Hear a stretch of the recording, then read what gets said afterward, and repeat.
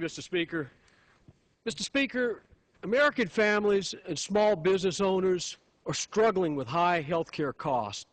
They're also struggling with access to a doctor, getting to see a doctor and establishing a relationship with that doctor so that you can really lead a healthier lifestyle, building the kind of trust that's necessary so that the doctor knows the patient and knows what it's going to take to lead them along a healthier pathway, and having the patient trust the doctor so that the advice that they're being given is something that they will adhere to.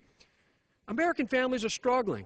Small business owners are struggling, and we have to do something about this.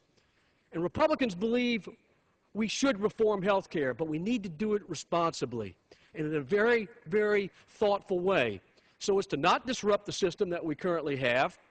If you have health insurance that you like that leads to a relationship with a doctor, you can keep it. But we don't want to see a system completely devastated or disrupted. We want to build off of what works. And I have to tell you, I'm a member of the House Ways and Means Committee, and we worked on the bill in the House which outlines the President's plan. And that bill doesn't do near enough to provide good, accessible health care. Furthermore, it's a very expensive bill. The Congressional Budget Office has just started looking at this, and they're seeing a very expensive bill that's going to add significantly to the deficit. Now, as a physician who's practiced medicine for over 20 years, I look at this and I say, whoa, wait a minute.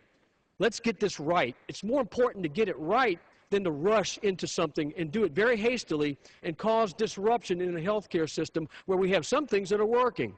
One of the speakers earlier mentioned the fact that we've got, in effect, the finest healthcare in the world. We've got the most highly trained doctors and nurses. We have people from all over the world coming here to train. We have those who live in other countries who come here to get their health care.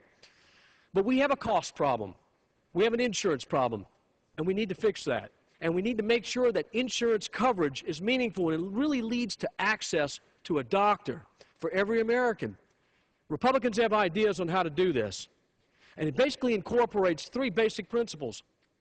Information, to give you information to make decisions for your family or for your small business, to make cost comparisons, to create transparency, information among physicians so that we don't duplicate tests and run up the cost. These are all important things. Information is very important throughout the system, and we believe that we can incorporate this in a very cost-effective way. Secondly, choice. Americans want choices. They like to shop. Let's give Americans a wide range of choices to meet their family needs or their small business needs in health care.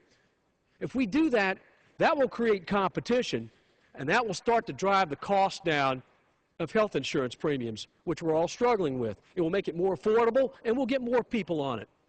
We can address the uninsured by targeting our response, as one of the previous speakers said.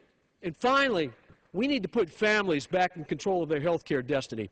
There should be nothing between the doctor and the patient in this.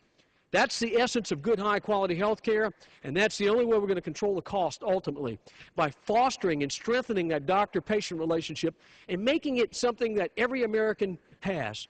That's how we'll fix health care. Republicans have those ideas and many more, and we'll be glad to share them as this debate goes further with the American public.